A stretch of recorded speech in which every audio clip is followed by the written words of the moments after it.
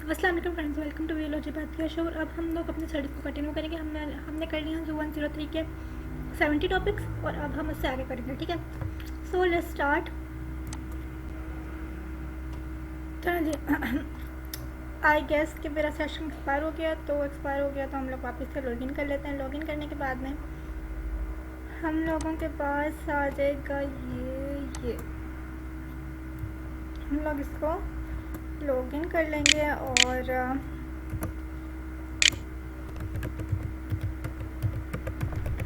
ठीक है। तो इसके बाद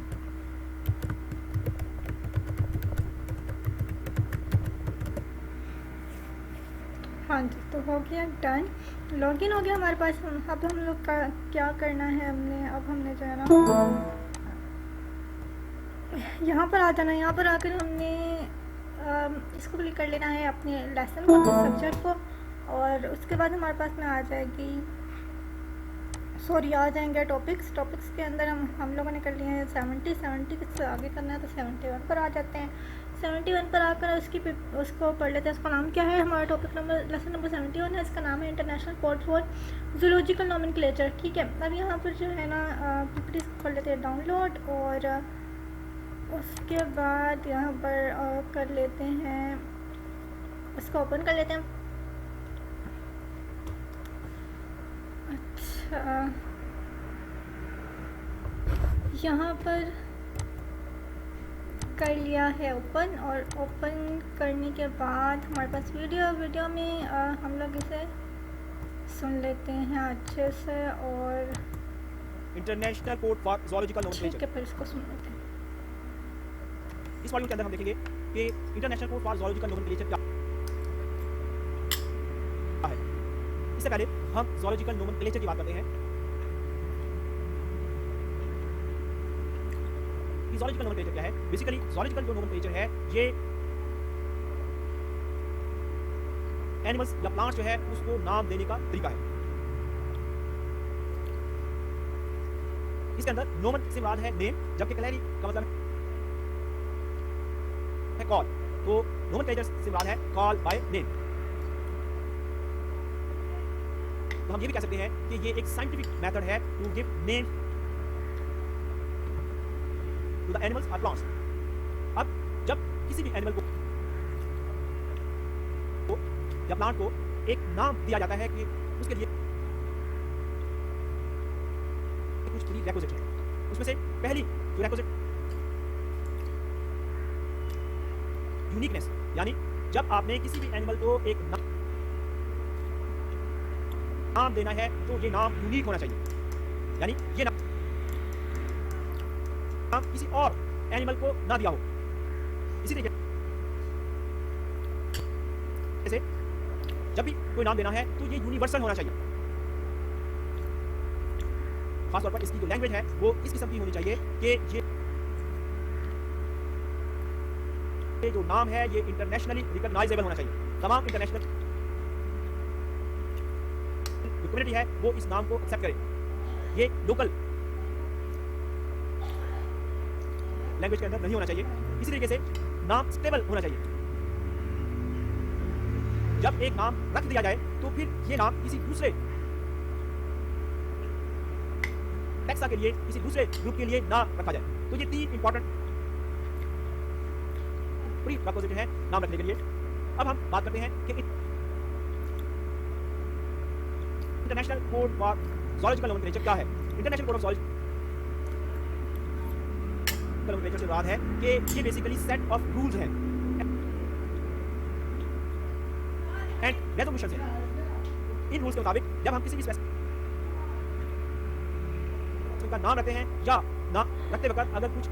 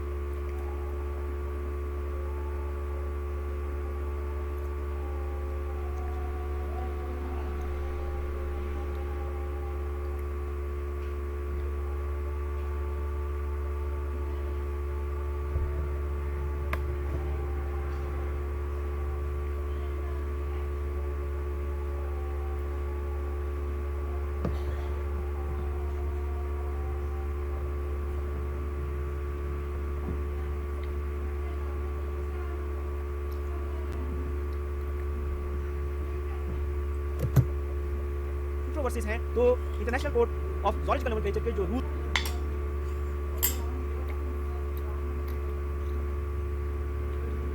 हैं वो हमारी हेल्प करते हैं इन कंट्रोवर्सीज को रिमूव करने के अंदर।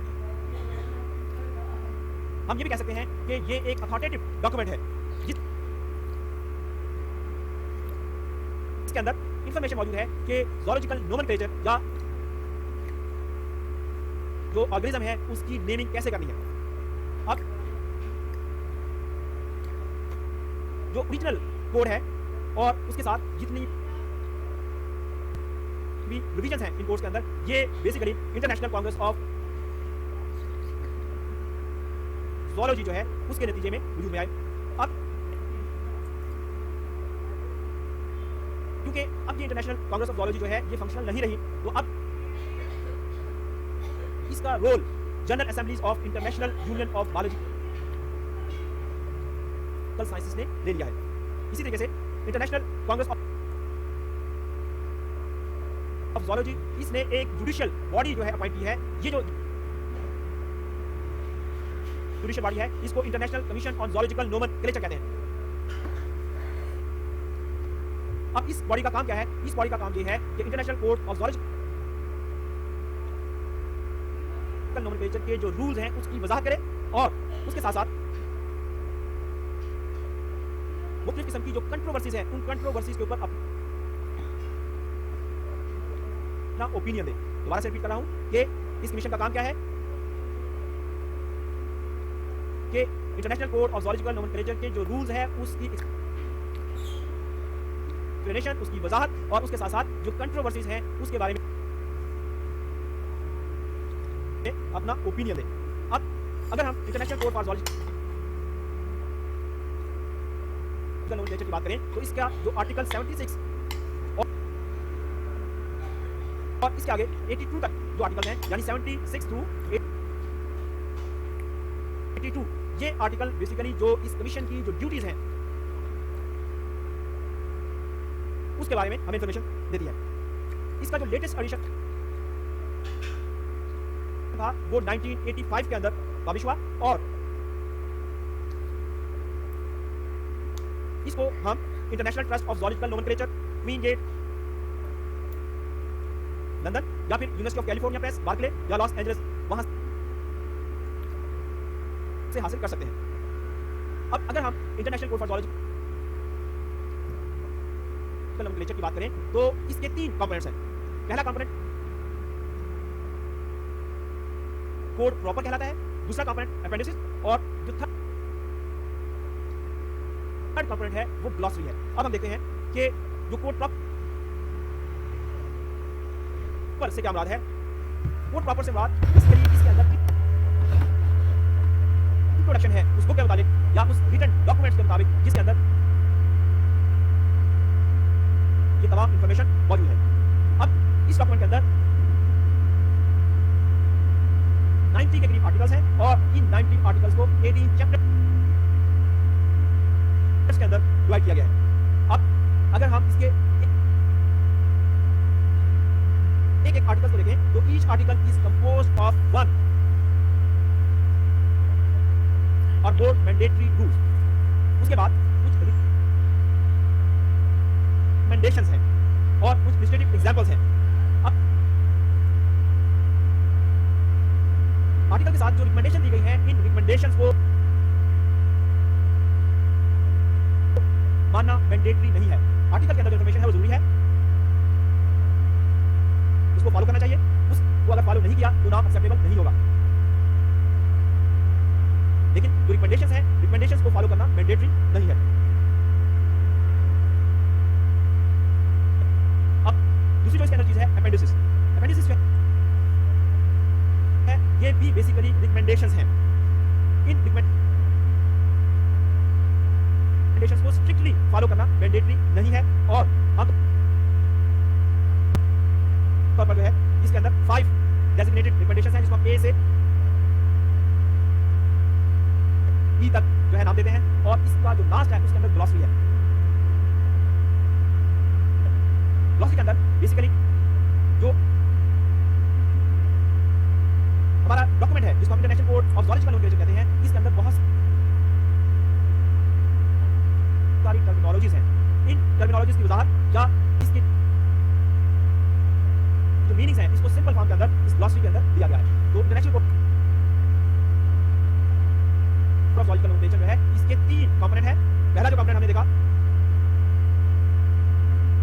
Code proper, second component appendices और थर्ड कंपोनेंट ग्लॉसरी।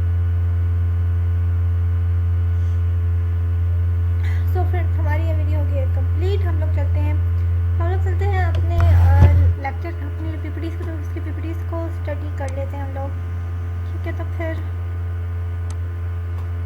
कर लेते हैं।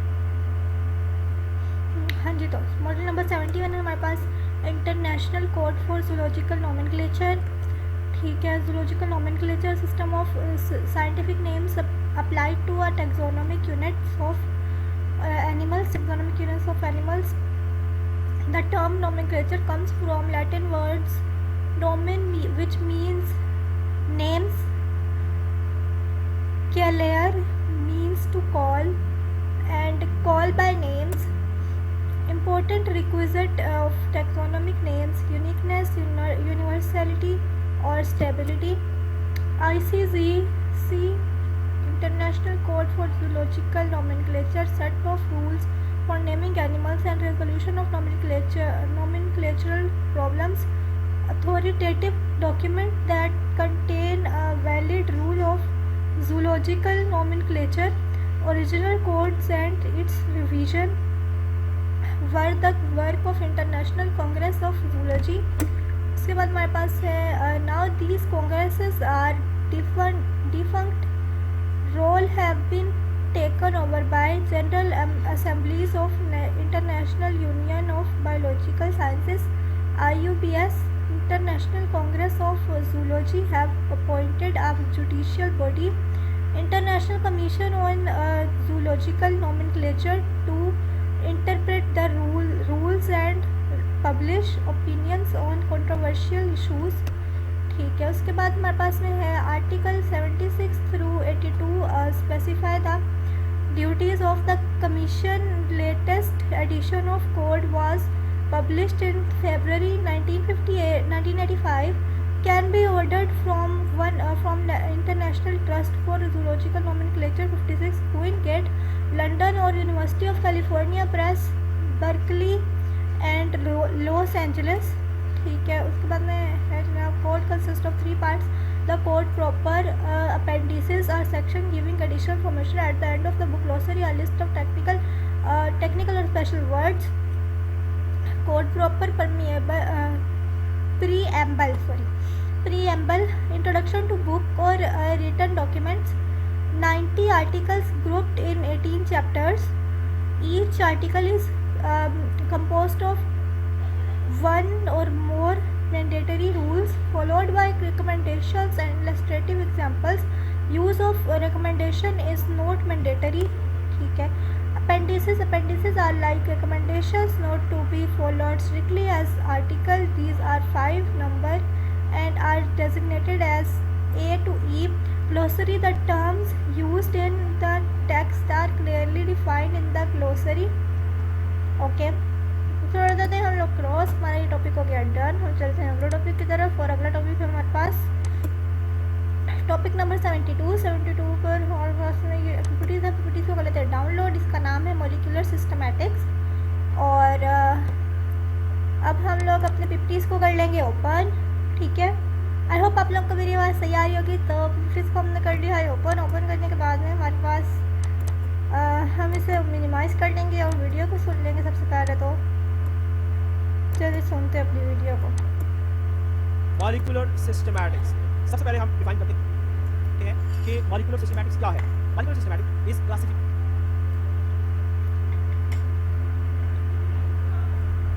Of organism on the basis of distribution and composition of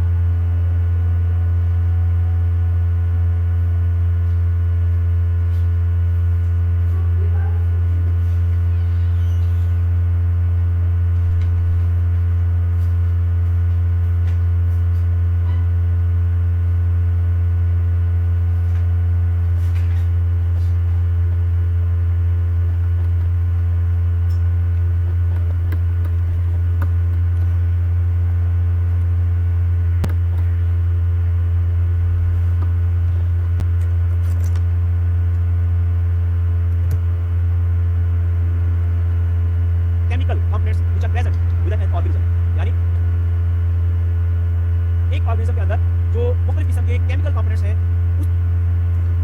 उसकी बेस के ऊपर ऑर्गेनिज्म को क्लासिफाई करना, खासतौर पर उसकी बॉडी के अंदर डिफरेंट किस्म के प्रोटीन हैं, उसकी बॉडी के अंदर डीएनए है, उसकी बॉडी के अंदर आरएनए है, इनकी बेस के ऊपर ऑर्गेनिज्म्स को डिफरेंट ग्रुप्स के अंदर डिवाइड करना। अब इन केमिकल कंपोनेंट्स के कंपैरिजन की बेस के ऊपर हम ऑर्गेनिज्म्स के अंदर जो रिलेशनशिप्स हैं वो भी स्टडी कर सकते हैं। फाइलोजेनेटिक या मॉलिक्यूलर फाइलोजेनेटिक्स के अंदर हम ऑर्गेनिज्म्स के अंदर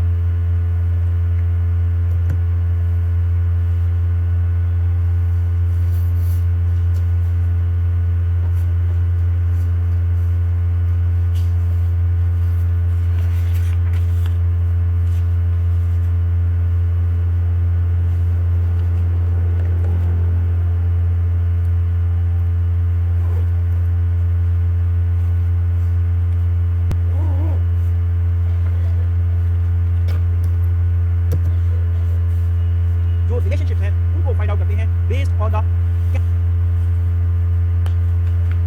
chemicals, based on the DNA, based on the RNA which are present among organisms. अब अगर हम फाइलोजेनेटिक ट्री की बात करें जो कि एक ट्री डायग्राम है जो कि ऑर्गेनिजम्स के दरमियान में रिलेशनशिप को रिप्रेजेंट करती है, तो पहली जो फाइलोजेनेटिक ट्री थी वो 1967 के अंदर मोलेकुलर डाटा को इस्तेमाल करते हुए बनाई गई और फिच एंड मार्कोलिश ने इस ट्री को बनाया। तो पहली जो फाइलोजेनेटिक ट्री थी 1967 के अंदर बनाई गई।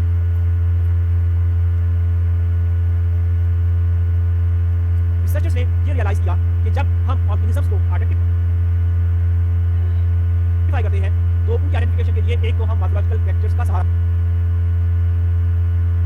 लेते हैं, लेकिन इसके साथ साथ अगर हम मोलेकुलर डाटा का इस्तेमाल करें तो जो रिजल्ट्स हैं वो ज्यादा ऑथेंटिक और रिलायबल बन जाते हैं। इस वजह से जो करंट एरा है इसके अंदर मॉर्फोलॉजिकल डाटा के साथ साथ मोलेकुलर डाटा को कंबाइन किया जाता है for identification of the organisms.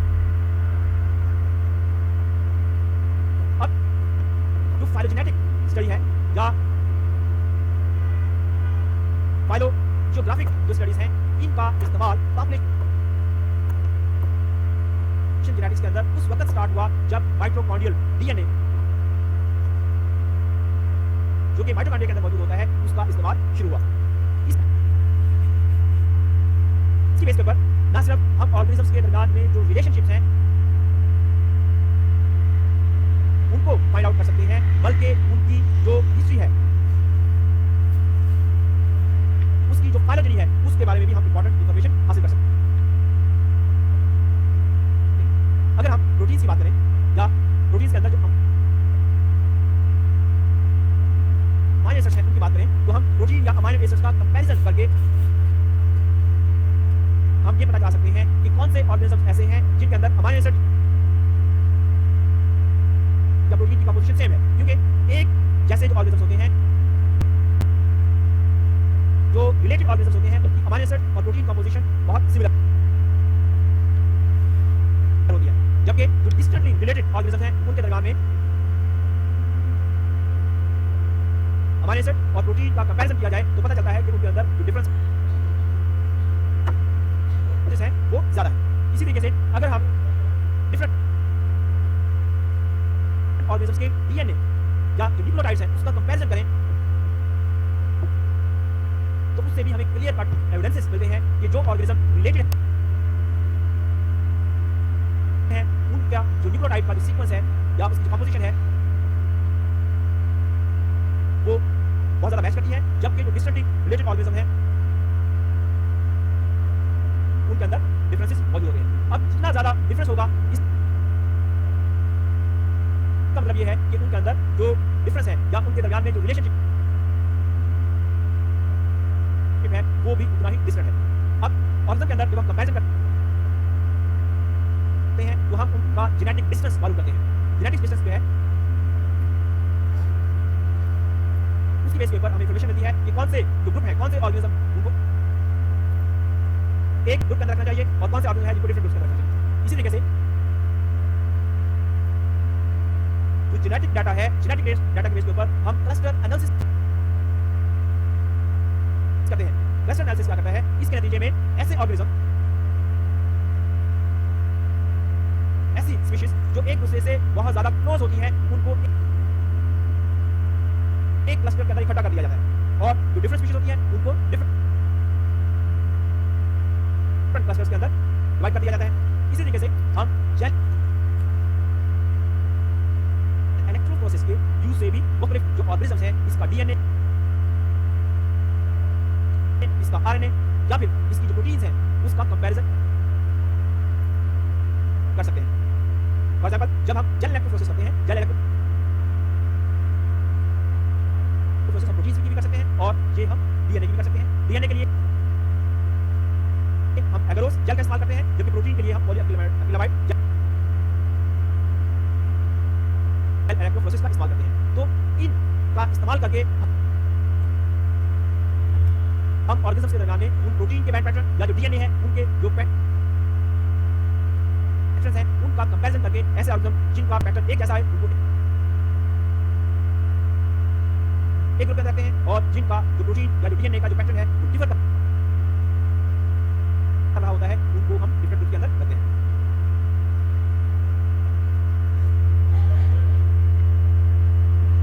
So friends, हमारी वीडियो हो गई कंप्लीट। हम चलते हैं आगे।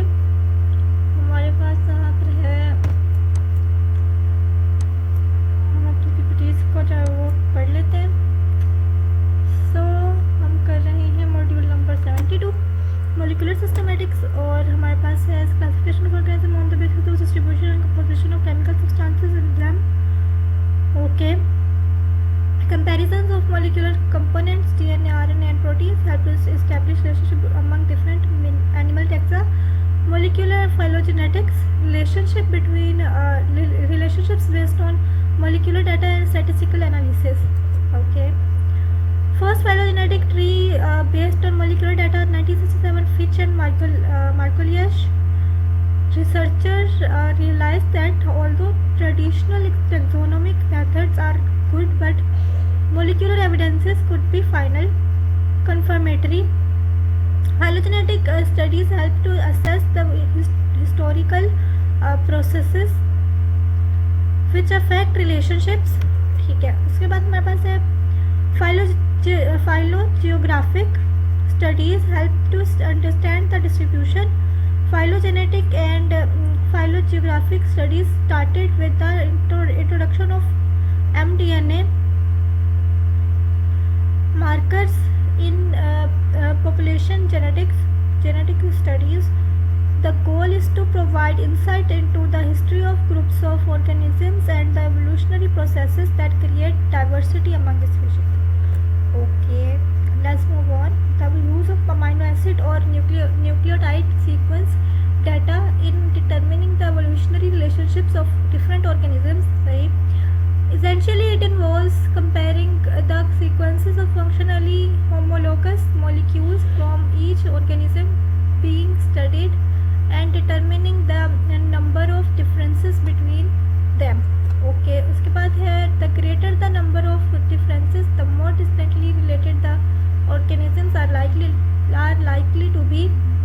Genetic distances, cluster analysis, gel electrophoresis, agarose और PAGA.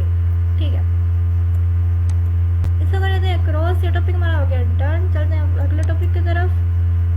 हमारे पास में आप टॉपिक नंबर 73 मॉलिक्यूलर सिस्टमैटिक्स 2। ठीक है, यहाँ पर इसको 50 को कर लेते हैं डाउनलोड। उसके बाद हमारे पास आ जाएगी उसके बाद वीडियो, और इसके एक्टिविटीज़ को खोलकर और मिनिमाइज कर देते हैं हम लोग।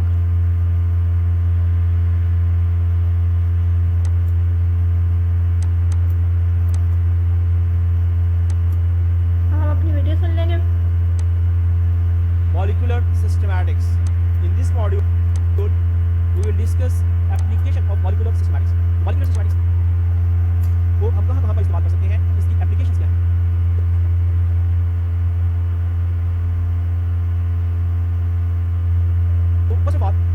सिस्टमैटिक्स का जो इस्तेमाल है वो टैक्सोनॉमिक प्रॉब्लम्स को सॉल्व करने के लिए। फॉर एग्जांपल, जब हम ऑर्गेनिज्म को मॉर्फोलॉजिकल कैरेक्टर्स की बेस पर आइडेंटिफाई करते हैं तो सम टाइम बहुत सारे इंडिविजुअल्स ऐसे होते हैं जो देखने में एक दूसरे से बहुत ज्यादा रिजेंबल कर रहे होते हैं, लेकिन जब हम डिटेल स्टडी करते हैं तो पता चलता है कि इनके अंदर जो सिमिलैरिटी है वो एनवायरमेंटल कंडीशंस की वजह से है, लेकिन इनका जो जेनेटिक डाटा है वो डिफरेंट है। इसी तरीके से बहुत सारी स्पीशीज देखने में डिफरेंट लग रही होती है, बहुत सारे इंडिविजुअल्स देखने में डिफरेंट लग रहे होते हैं, लेकिन वो एक ही स्पीशीज के मेंबर होते हैं। उनके अंदर जो एनवायरमेंटल कंडीशंस हैं उन एनवायरमेंटल कंडीशंस की वजह से डिफरेंट एनवायरमेंटल कंडीशंस के अंदर रह रहे होते हैं, इस वजह से उनके अंदर वेरिएशंस आ जाती हैं। इस किस्म के जो टैक्सोनॉमिक प्रॉब्लम्स हैं उनको सॉल्व करने में मॉलिक्यूलर टैक्सोनॉमी है वो इंपॉर्टेंट रोल प्ले करती है। इसी तरीके से रिसर्चर्स तमाम जो ग्रुप हैं उनका जो लाइफ ट्री है वो बनाना चाहते हैं। अब मॉर्फोलॉजिकल कैरेक्टर्स की बेस के ऊपर लाइफ ट्री बनाने के अंदर बहुत सारे मसाइल आते हैं। तो जो मॉलिक्यूलर सिस्टमैटिक्स है इसके अंदर हम मुख्तलिफ ऑर्गेनिज्म का जो डीएनए है उसको आइसोलेट करते हैं, उसको एक्सट्रैक्ट करते हैं और उसके बाद उसको कंपेयर करते हैं मुख्तलिफ ऑर्गेनिज्म के साथ। इस तरीके से फॉर एग्जांपल हम स्कॉर्पियन का लाइफ ट्री बना सकते हैं, हम स्पाइडर्स का लाइफ ट्री बना सकते हैं, हम लिजर्ड्स का लाइफ ट्री बना सकते हैं। तो मॉलिक्यूलर सिस्टमैटिक्स ने लाइफ ट्री बनाने का जो मसला है उसको बहुत हद तक सॉल्व कर दिया है, बहुत उसको फिट कर दिया। इसी तरीके से बहुत सारी स्पेसिमेन जब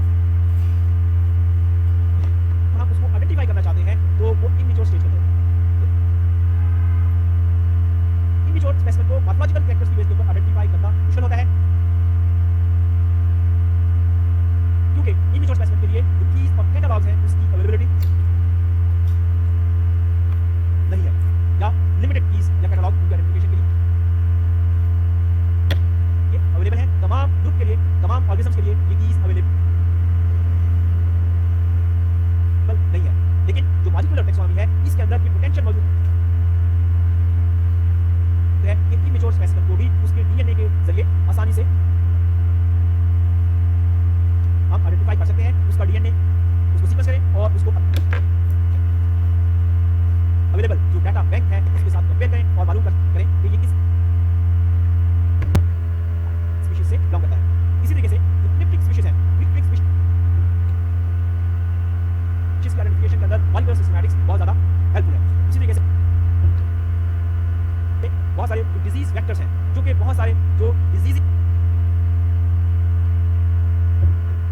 के स्प्रेड के लिए रिस्पांसिबल हैं, उनकी आइडेंटिफिकेशन, जिसमें मॉस्किटोस की जो डिफरेंट स्पीशीज हैं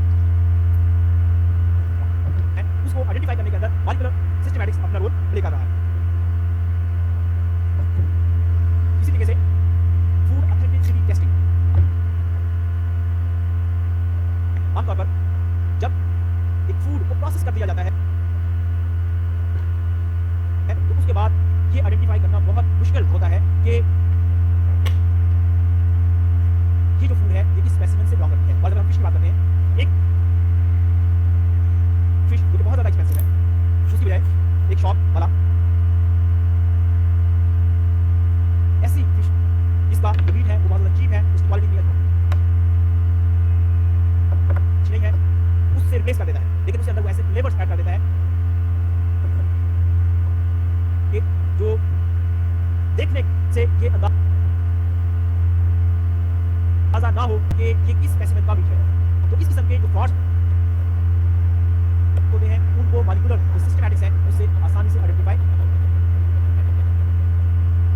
किया जा सकता है। इसी तरीके से बहुत सारे जो ऑर्गेनिज्म हैं उनकी हंटिंग शूटिंग के ऊपर बैन है और उसकी जो ट्रेड है उसके ऊपर मुकम्मल पाबंदी है। बाज़ दफ़ा जब एक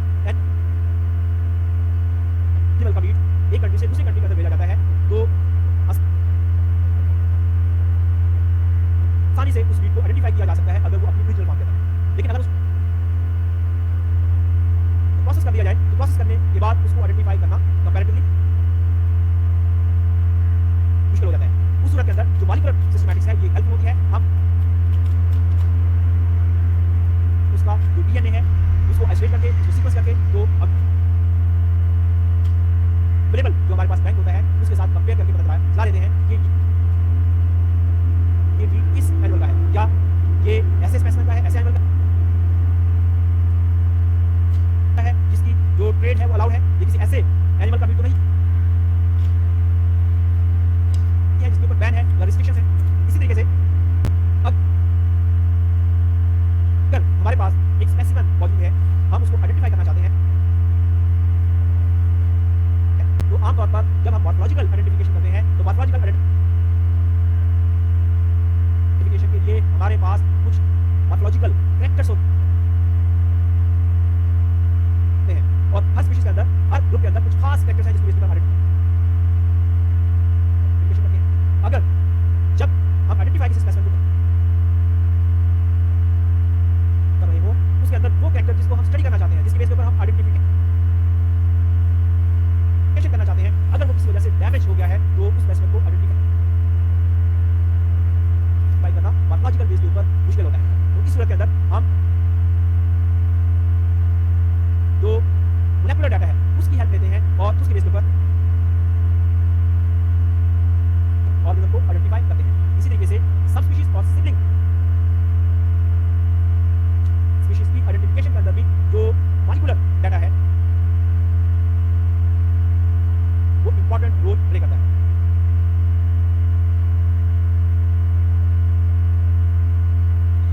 सो फ्रेंड्स, हमारी ये वीडियो हो गया कंप्लीट। हम लोग चलते हैं अपनी अगली स्टेप की तरफ। हमारा अगला स्टेप है पीपीटीज की रीडिंग। सो हमारे पास है टॉपिक नंबर 73। चलते हैं आगे। मॉलिक्यूलर सिस्टमैटिक्स और application, solving taxonomy problems, recognition of tree of life, identifications of immature stages, identification of cryptic species, identification of disease vectors, testing wood authenticity, monitoring of illegal trade, monitoring quality of water, identification of damage specimens। ठीक है, application में और भी identification of sibling species and सब species. Okay, जनाब done हो गया। उसके बाद है क्रॉस, ये वाला टॉपिक हमारा हो गया डन। हम चलते हैं आगे टॉपिक नंबर 74 पर और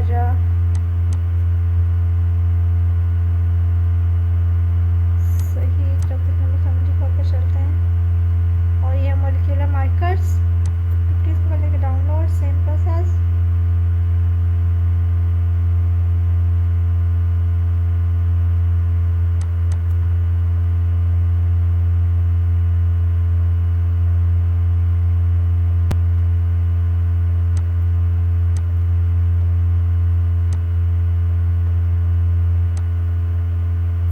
Molecular markers.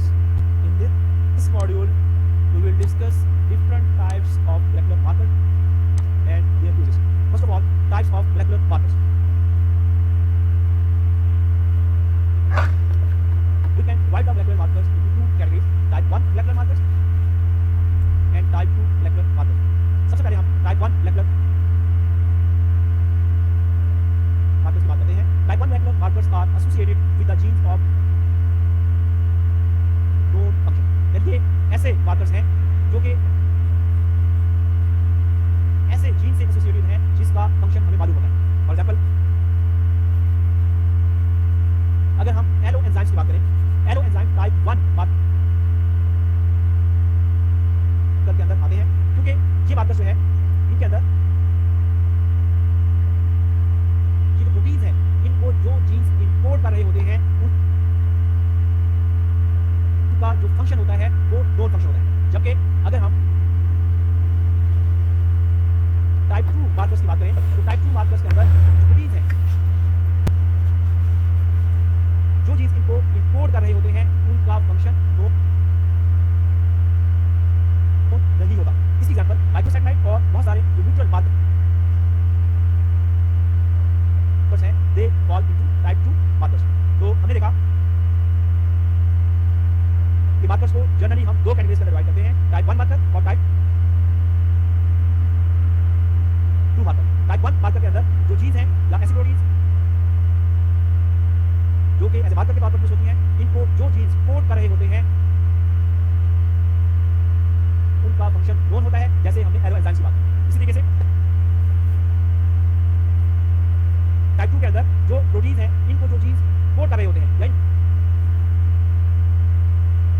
मार्कर्स को जो जीन्स कोड कर रहे होते हैं, उनका फंक्शन अननोन होता है, जैसे माइक्रो सैटेलाइट और न्यूट्रल मार्कर्स। इस स्लाइड के अंदर हम देखते हैं कि एलो एंजाइम और आइसो एंजाइम्स क्या हैं और इनके अंदर क्या डिफरेंसेस हैं। पहले हम एलो एंजाइम्स की बात करते हैं। Alloenzyme is variant form of enzyme, यानी ये एक एंजाइम की वेरिएंट फॉर्म है। अब जो एलो एंजाइम्स होते हैं ये स्ट्रक्चरली तो डिफरेंट होते हैं, लेकिन ये फंक्शनली डिफरेंट नहीं होते। स्ट्रक्चर इनका सेम है, लेकिन एक और एलो एंजाइम जिसको एक और जीन जो कि सेम लोकस के ऊपर मौजूद है, उससे इसका फंक्शन डिफरेंट नहीं होता। ये जो मार्कर्स हैं ये को डोमिनेंट मार्कर्स कहलाते हैं और हेटेरोजाइगस इंडिविजुअल्स के अंदर इन का जो एक्सप्रेशन है वो मेंडेलियन फैशन के मुताबिक होता है। ये डोमिनेंट मार्कर्स हैं और हेटेरोजाइगस इंडिविजुअल्स के अंदर इनका एक्सप्रेशन मेंडेलियन फैशन के मुताबिक है। अगर हम आइसो एंजाइम्स की बात करें तो आइसो एंजाइम ये भी सेम फंक्शन परफॉर्म करते हैं, लेकिन यहां पे एक जो एंजाइम है, अगर वो एक जीन जो कि एक लोकस के ऊपर मौजूद है, एक और जीन जो कि किसी दूसरे लोकस के ऊपर मौजूद है, उससे अगर एक एंजाइम पैदा हो रहा है तो उसका और पहले वाला जो एंजाइम है इसका फंक्शन सेम है। यानी जो एलो एंजाइम था, एलो एंजाइम के अंदर जो फंक्शन के अंदर सिमिलैरिटी है, वहां पे दोनों जो जीन्स हैं उनका लोकस भी एक है, लेकिन यहां पे फंक्शन सेम है, लेकिन जीन्स का जो लोकस है वो डिफरेंट है। अब हम बात करते हैं माइटोकॉन्ड्रियल डीएनए मार्कर्स। माइटोकॉन्ड्रियल जो डीएनए है ये नॉन न्यूक्लियर डीएनए, यानी ये न्यूक्लियस के अंदर मौजूद नहीं होता, बल्कि माइटोकॉन्ड्रिया के अंदर मौजूद होता है। माइटोकॉन्ड्रिया एक सेल ऑर्गेनेली है जो कि एनिमल्स के अंदर मौजूद है। माइटोकॉन्ड्रिया के बारे में ये ख्याल किया जाता है कि पहले ये एक इंडिपेंडेंट सिंगल सेल ऑर्गेनिज्म हुआ करता था, बाद में इसने सेल के साथ सिम्बियोटिक एसोसिएशन कायम कर लिया और दोनों पीसफुल तरीके से रहना शुरू हो गए। जो माइटोकॉन्ड्रिया है ये सेल का पावर हाउस बन गया, क्योंकि इसका मेन फंक्शन एनर्जी प्रोडक्शन है। अब माइटोकॉन्ड्रिया के अंदर डीएनए मौजूद है जिसको हम माइटोकॉन्ड्रियल डीएनए कहते हैं। ये मिटरनली इनहेरिटेड हैप्लॉइड जीनोम है। यहाँ पे एक इंपॉर्टेंट चीज जो हमें नोट करनी है, ये माइटोकॉन्ड्रिया के अंदर जो इंटायर जीनोम है, जब इसकी ट्रांसक्रिप्शन होती है तो वो एज ए सिंगल यूनिट होती है। माइटोकॉन्ड्रिया के अंदर जब जीनोम के अंदर ट्रांसक्रिप्शन होती है तो वो एज ए सिंगल यूनिट के तौर पर होती है और इसके अंदर रिकॉम्बिनेशन नहीं है। माइटोकॉन्ड्रियल डीएनए के अंदर रिकॉम्बिनेशन नहीं है और ये होमोलोगस मार्कर्स होते हैं। अगर हम नेक्स्ट मार्कर की बात करें तो माइक्रोसैटेलाइट मार्कर्स ये क्या है? These are simple DNA sequences. These sequences are repeated several times. यानी एक ऑर्गेनिज्म का जो डीएनए है उसके अंदर ये सिंपल डीएनए के सीक्वेंस बार बार रिपीट होते हैं। अब ये जो सीक्वेंस है जो बार बार रिपीट होते हैं, इनकी तादाद 2 से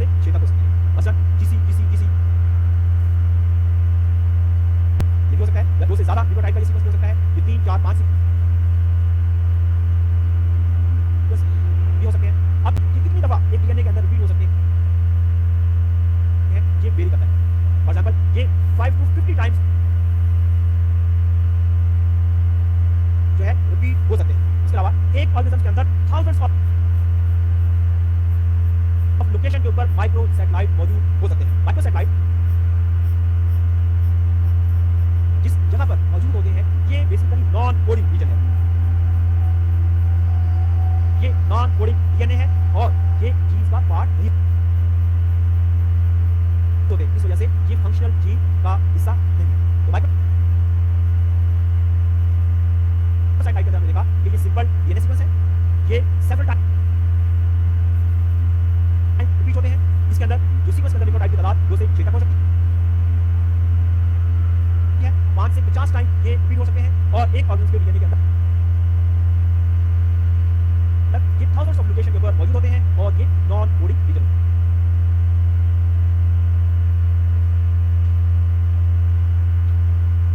सो फ्रेंड्स हमारी ये वीडियो हो गया कंप्लीट। हम चलते हैं अपनी पीपीटीज की रीडिंग की तरफ। हम पीपीटीज को रीड आउट कर लेते हैं।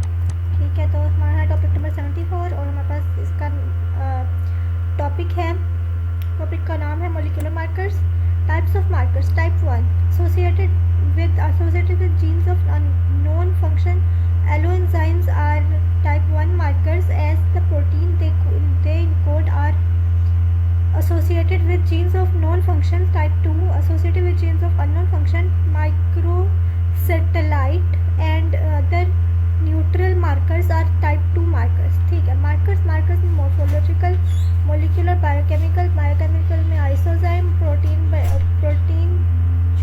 Bonding pattern. ठीक है,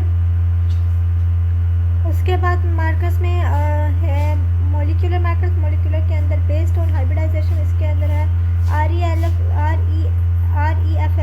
ठीक है, मिनी सैटेलाइट, माइक्रो सैटेलाइट। और उसके बाद में हमारे पास है इसके अंदर मॉलिक्यूलर मार्कर्स के अंदर बेस्ड ऑन पीसीआर की बेस पर APPCR, SCOT, RAPD, EST, ISSR, STS, SSR, AFLP, SCAR। ठीक है, तो उसके बाद आगे हमारे पास में alloenzymes, variant form of an enzyme. ठीक है, different structurally but not functionally from other alloenzymes, coded by different allele present at same locus. Codominant markers that express in heterozygous in MF. ठीक है, isozymes, those enzymes that perform the same function but which are coded by genes located at different loci. ठीक है, उसके बाद हमारे पास में यहाँ पर डायग्राम भी है। ये डायग्राम है एलोजाइम्स की डायग्राम है। ठीक है, S allele and F allele, ADH1 locus, ADH2 locus आइसोजाइम्स हैं। ये homologous, chromosome and in individual, इसके ऊपर आइसोजाइम्स है। ठीक है, mitochondrial DNA markers, non nuclear DNA present in mitochondrial, maternally inherited as haploid genome, entire genome undergo transcription as single unit, no recombination, homologous markers. molecular markers इसके अंदर है microsatellite, simple DNA sequence repeated several times across various points in DNA of an organism, 2 to 6 nucleotides, 5 to 50 times present at thousands of locations in an organism. Microsatellite sequences are composed of non-coding DNA and are not part of genes. ठीक है, okay, यहाँ पर है wide genome distribution, highly polymorphic. The reason seems to be slippage replication. ठीक है, locus, थोड़ा zoom कर देते हैं तो फिर अच्छे से दिखेगा। ठीक है, तो locus specific printer primers allow us to amplify locus specific microsatellites. Codominant in contrast to RAPDs and AFLPs, which are binary 0 or 1. PCR based tiny amounts of DNA with inexpensive laboratory instruments. A range of scales from individual RT to fine scale micro satellite कितने किस्म के 1 2 3 4 5 6 इस किस्म के होते हैं। ठीक है, उसके बाद हम चलते हैं आगे। ओके, सो इससे आगे नहीं है, ये टॉपिक होता है यहाँ पर कंप्लीट। और अब हम चलेंगे इससे आगे वाले टॉपिक की तरफ।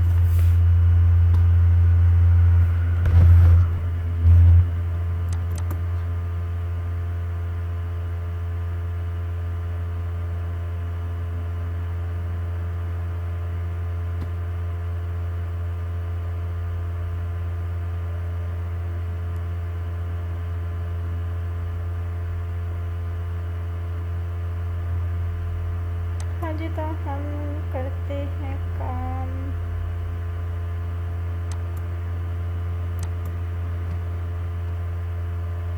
चलें जी, चलते हैं आगे। हमने कर लिए हैं 74 टॉपिक्स।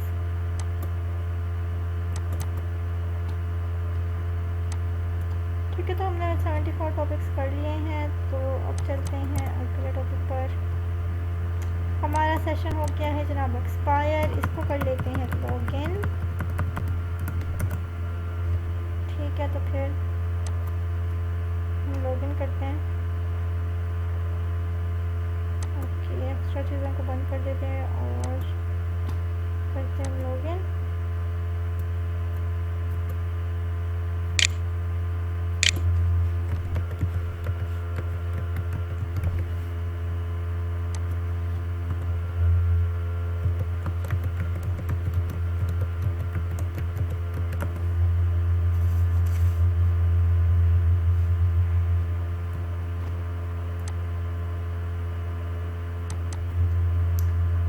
आ जाते हैं यहाँ पर, और यहाँ पर आकर हमने जाना है टॉपिक नंबर 74 पर। ओके, 74 हो गया, तो हम चलेंगे 75 पर। इसी पीपीटीज को डाउनलोड करेंगे और ओपन कर लेंगे। और एज यूजुअल सबसे पहले तो इसको मिनिमाइज़ करके रखेंगे अपने पास।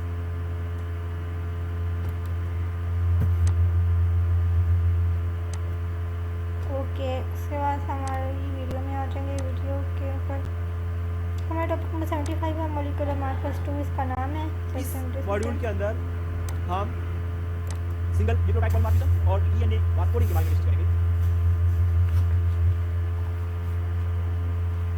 पहले हम देखते हैं कि सिंगल न्यूक्लियोटाइड पॉलीमॉर्फिज्म क्या है। सिंगल न्यूक्लियोटाइड पॉलीमॉर्फिज्म के अंदर कोई एक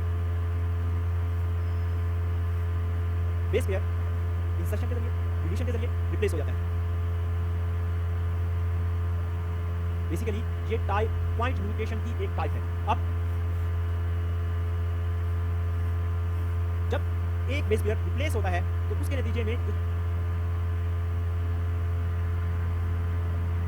चेंज आता है। ये ऐसा चेंज भी हो सकता है जो कि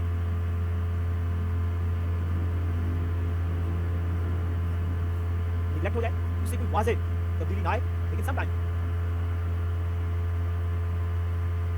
ये एक सिंगल न्यूक्लियोटाइड के अंदर जो तब्दीली है ये ऑर्गेनिज्म की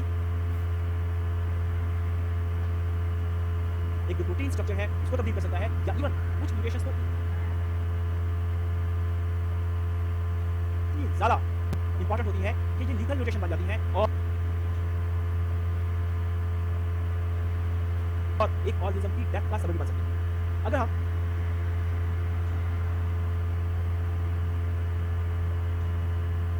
पॉलीमॉर्फिज्म की बात करें तो जो सिंगल न्यूक्लियोटाइड पॉलीमॉर्फिज्म है ये पॉलीमॉर्फिज्म के अंदर एक कॉमन पॉलीमॉर्फिज्म है। अब जो सिंगल न्यूक्लियोटाइड पॉलीमॉर्फिज्म है इसको आसानी से डिटेक्ट किया जा सकता है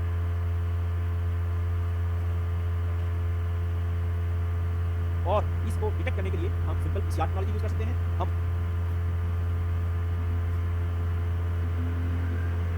माइक्रोचिप अरे यूज कर सकते हैं या फिर फ्लोरेसेंस टेक्नोलॉजी का इस्तेमाल भी किया जा सकता है।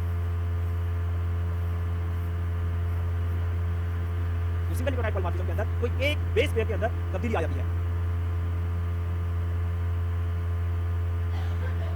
वो रिप्लेस हो जाता है, सब्स्टिट्यूशन हो जाती है, डिलीशन हो जाती है या फिर इंसर्शन।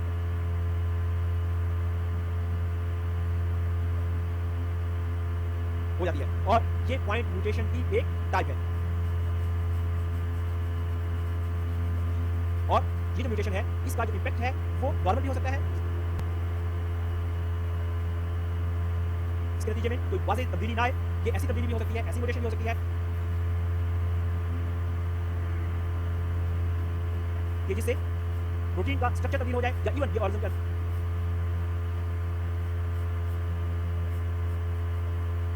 डेथ का सबब बने। और इस म्यूटेशन को हम आसानी से पीसीआर टेक्नोलॉजी, माइक्रोचिप अरे या फिर फ्लोरेसेंस टेक्नोलॉजी के जरिए आसानी से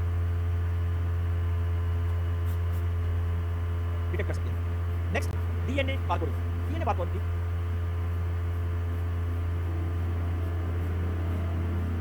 एक मॉलिक्यूलर टेक्निक है फॉर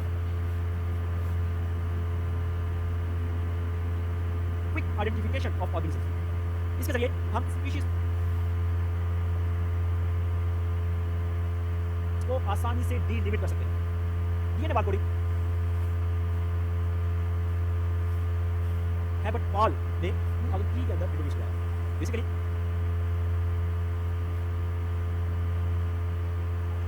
ये टेक्निक तो पुरानी है, लेकिन जो पहला पेपर इसके ऊपर हेबर्ट पॉल ने पब्लिश किया वो 2003 के अंदर किया। उसके बाद ये जो टेक्नोलॉजी है ये इतनी ज्यादा पॉपुलर हुई कि तमाम दुनिया के अंदर ये अब एक रूटीन टेक्निक है फॉर आइडेंटिफिकेशन ऑफ ऑर्गेनिज्म।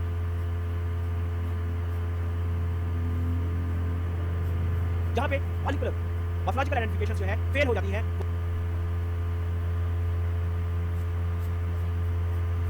वहां पे डीएनए बारकोडिंग एक रिलायबल टूल है for identification of such problematic species। अब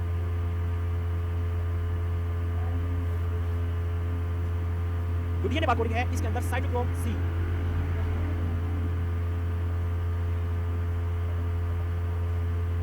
इस जीन का इस्तेमाल किया जाता है और इसके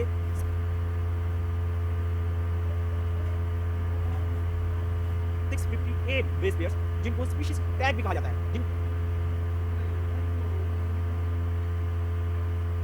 स्पीशीज सिग्नेचर भी कहा जाता है। यानी इसी एग्जांपल हम इस तरीके से दे सकते हैं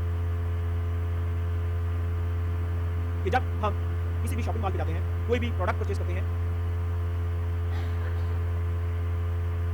तो जब आप काउंटर पर आते हैं तो वहां पे जो मौजूद पर्सन है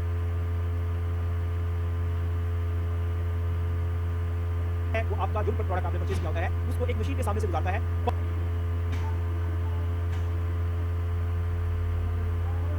और स्क्रीन के ऊपर उस प्रोडक्ट के मुताबिक तमाम डिटेल्स आ जाती हैं।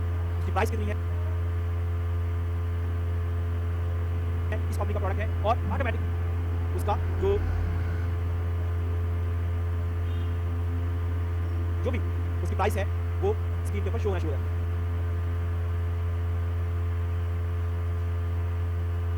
क्योंकि उस प्रोडक्ट के ऊपर एक बारकोड मौजूद होता है, वो बारकोड हेल्प करता है उस काउंटर पर मौजूद पर्सन की कि उसकी प्राइस या उसकी डिटेल्स जो है वो देख सके। क्योंकि एक सिंगल पर्सन के लिए पॉसिबल नहीं होता कि वो एक मॉल के अंदर जितने भी प्रोडक्ट हैं उसकी इंडिविजुअल प्राइसेस जो है उसको याद रखें।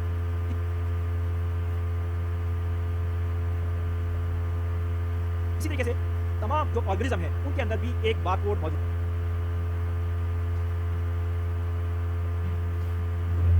ये 658 बेस पेयर का जो सीक्वेंस है इसको बारकोड कंसीडर किया जाता है। ये स्पेसिफिक होता है एक स्पीशीज के अंदर। किसी एक जो स्पीशीज का जो बारकोड का सीक्वेंस है किसी दूसरी स्पीशीज के सीक्वेंस के साथ मैच नहीं करता। इस वजह से इस 650 बेस पेयर को हम स्पीशीज की डिस्क्रिमिनेशन के लिए उसकी आइडेंटिफिकेशन के लिए इस्तेमाल कर सकते हैं। अब ये जो जीन है ये एक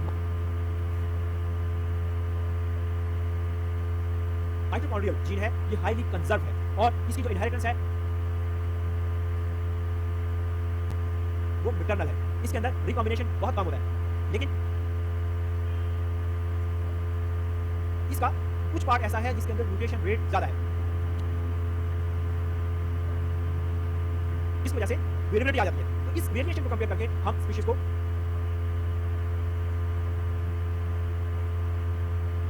आसानी से आइडेंटिफाई कर सकते हैं और डीएनए बारकोडिंग के लिए हम यूनिवर्सल प्राइमर्स का इस्तेमाल कर सकते हैं, जिसकी वजह से जो सीक्वेंसिंग है वो बहुत आसान हो जाती है। तो डीएनए बारकोडिंग बेसिकली ये एक न्यू टेक्नोलॉजी है जिसकी वजह से जो स्पीशीज की डिस्कवरी के अंदर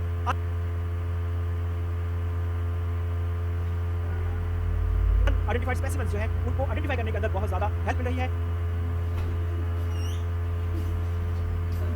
इसके अंदर हम साइटोक्रोम सी जीन का इस्तेमाल कर सकते हैं।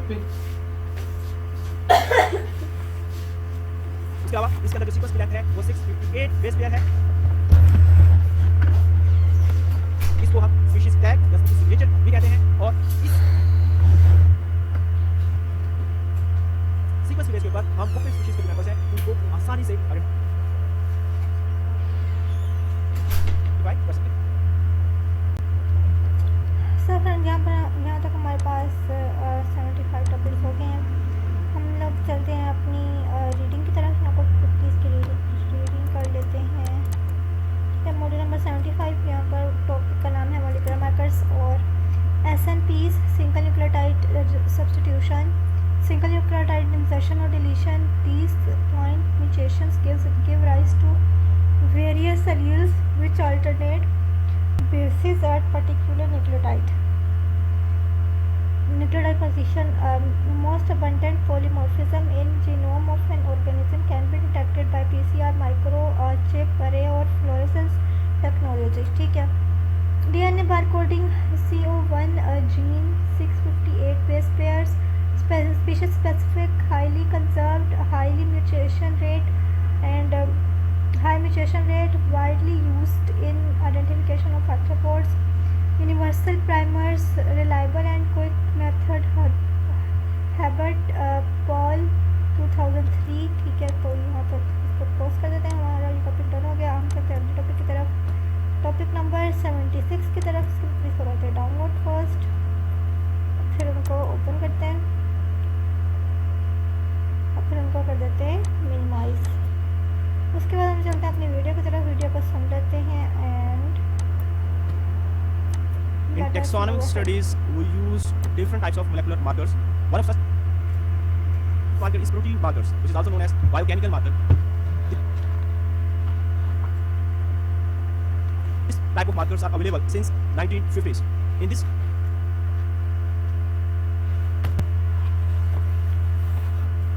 types we use protein and amino acid binding pattern to compare the differences in the amino acids and proteins among different individuals. इस टेक्निक के अंदर हम क्या करते हैं, इसके अंदर हम मुख्तलिफ इंडिविजुअल्स में वेरिएशन को स्टडी करते हैं, क्योंकि डिफरेंट इंडिविजुअल्स के अंदर अमाइनो एसिड का जो सीक्वेंस है वो वेरी करता है। इसी तरीके से जो प्रोटीन्स है, प्रोटीन्स का जो बेंडिंग पैटर्न है वो वेरी करता है। अब प्रोटीन को जब जेल इलेक्ट्रोफोरेसिस के जरिए हम कंपेयर करते हैं तो मुख्तलिफ जो सैंपल्स हैं उनके अंदर अगर बेंडिंग पैटर्न एक जैसा हो तो इससे हम ये कंक्लूड करते हैं कि जिन सैंपल्स से ये प्रोटीन्स ली गई हैं वो क्लोजली रिलेटेड हैं। लेकिन अगर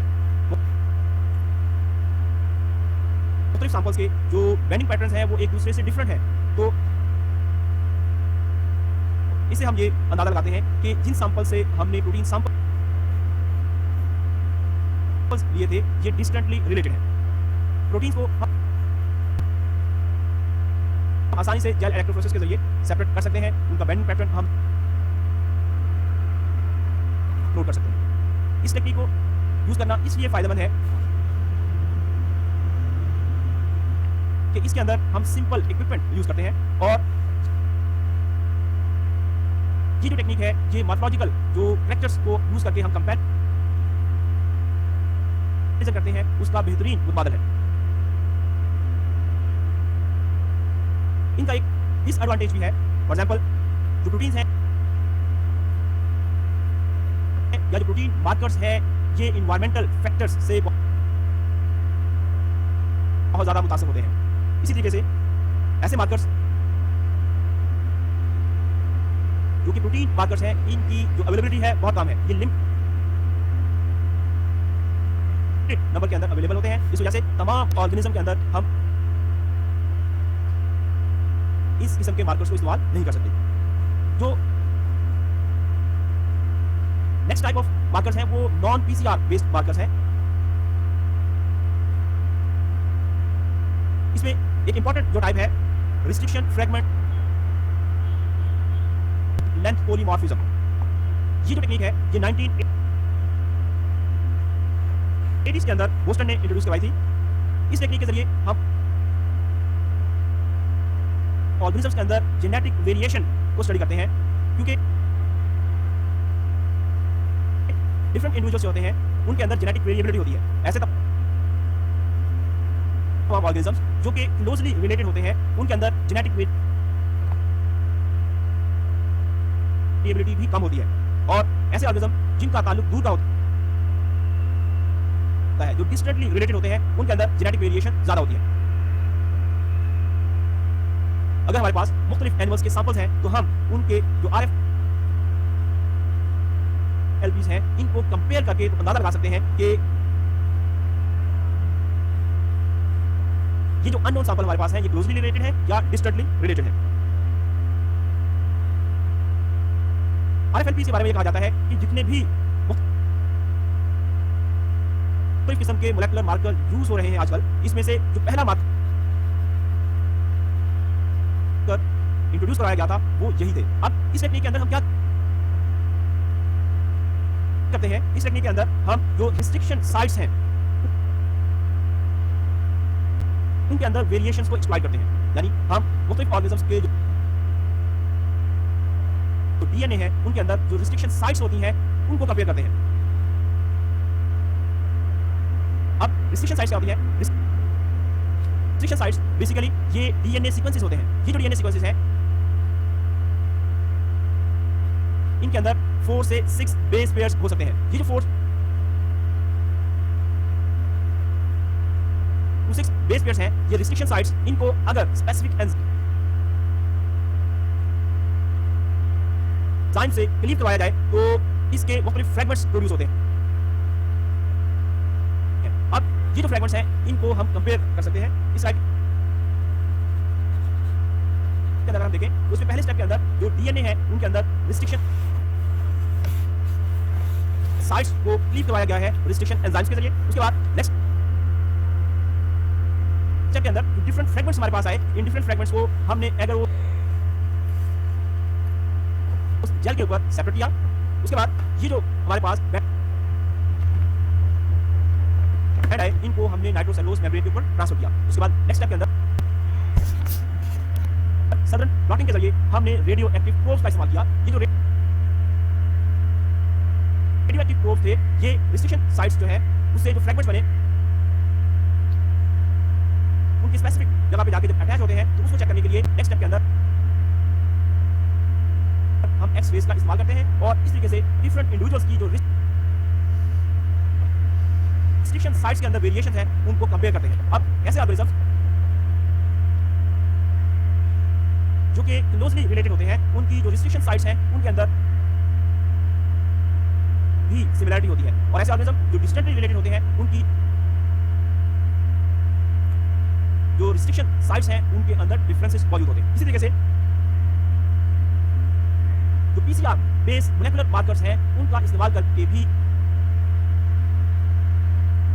हम ऑर्गेनिजम्स को कंपेयर कर सकते हैं। हम ये पता करा सकते हैं कि ये क्लोजली रिलेटेड है या फिर डिस्टेंटली रिलेटेड ऑर्गेनिजम्स हैं। डिफरेंट पीसीआर बेस्ड टेक्निक्स जिनका इस्तेमाल किया जाता है इसके अंदर random amplified polymerase, polymorphic DNA, number 2 ISSR inter simple sequence repeat, इसी तरीके से SSR simple sequence repeat, AFLP amplified fragment length polymorphism, EST express sequence tags और SCOT stop codon targeted marker। ये डिफरेंट किस्म के PCR बेस्ड मार्कर्स हैं जिन का इस्तेमाल किया जाता है ऑर्गेनिजम्स के या इंडिविजुअल्स के कंपैरिजन के लिए। सो फ्रेंड्स, हमारी ये वीडियो जो है वो कंप्लीट होगी। हम चलते हैं अपनी रीडिंग की तरफ और रीडिंग कर लेते हैं, पीपीटी को कर लेते हैं ओपन। हमारा है चैप्टर नंबर 76। इसको यहाँ से चैप्टर करें लेसन नंबर 76। यहाँ पर इसका नाम है मॉलिक्यूलर मार्कर्स। आगे चलते हैं। Protein biochemical markers available since 1950s related to variation in protein and amino acid binding pattern can be studied using gel electrophoresis. For example, esterase, acid phosphatase, peroxidase, etc. Advantage require simple equipment, a vigorous complement to the morphological assessment of variation. And protein biochemical markers disadvantages subject to environmental influences, limited in number. Molecular markers hybridization based techniques, non-PCR RFLPs, restriction fragment length polymorphism analysis, introduced by Boston et al. 1980, relatively slow process, and use of radioisotopes has limited use of RFLPs in certified laboratories। ठीक है, ये है DNA extraction, उसके बाद PCR with labeled primers, फिर digestion with restriction enzymes, उसके बाद electrophoresis separation, उसके बाद लेज़र डिटेक्शन। सही हो गया। तो चलते हैं आगे हमारे पास में PCR based techniques, RAPD random amplified polymorphic DNA, ISSR inter simple sequence repeat, SSR simple sequence repeat, AFLP amplified fragment length polymorphism, AST express sequence tags, and SCOT stop codon targeted marker। Okay done. So बढ़ते हैं cross. हमारा topic हो गया done. हम चलते हैं topic की तरफ। ओके, अगला टॉपिक है टॉपिक नंबर 77 मॉलिक्यूलर मार्कर्स 4। यहाँ पे इसको 50 पड़ेगा डाउनलोड्स वगैरह, तो ओपन कर लेंगे। ओपन करने के बाद में ओपन करने के बाद हमने करना है मिनिमाइज। उसके बाद हम चलते हैं अपनी वीडियो की तरफ। वीडियो सुनेंगे। टेक्सोनोमिक स्टडीज के अंदर हम डिफरेंट किस्म के मोलेकुलर मार्कर्स का इस्तेमाल करते हैं। जो मोलेकुलर मार्कर्स हैं इनके बहुत सारे एडवांटेजेस हैं। इनके क्या एडवांटेजेस हैं? पहला एडवांटेज कि ये यूबिक्विटस है। इससे क्या मुराद है कि ये हर जगह अवेलेबल है, क्योंकि जो डीएनए या जो मोलेकुलर मार्कर्स हैं ये बॉडी के तमाम सेल्स के अंदर मौजूद है। इस वजह से इनका जो इस्तेमाल है वो इंतहाई मुफीद है। इसी तरीके से जो मोलेकुलर मार्कर हैं इनका अगर हम इनहेरिटेंस पैटर्न देखें तो इनका जो इनहेरिटेंस पैटर्न है वो स्टेबल है। ये स्टेबल या स्टेबली इनहेरिटेड है। इसी तरीके से they are divide of pleiotropic effect. अब पैलियोट्रॉपिक इफेक्ट क्या मुराद है? पैलियोट्रॉपी एक ऐसा फिनोमेना है जिसके अंदर एक जीन एक से ज्यादा जो मॉर्फोलॉजिकल ट्रेट्स हैं उसको कंट्रोल कर रहे होते हैं, लेकिन जो मोलेकुलर मार्कर्स हम यूज करते हैं उनके अंदर पैलियोट्रॉपी या पैलियोट्रॉपिक इफेक्ट नहीं होता। इसी तरीके से जो मोलेकुलर मार्कर्स हैं they are detectable in all tissues and at all ages. क्योंकि हमने कहा कि जो एक सेल है, एक सेल के अंदर जो मोलेकुलर कंपोनेंट्स हैं जिसके अंदर डीएनए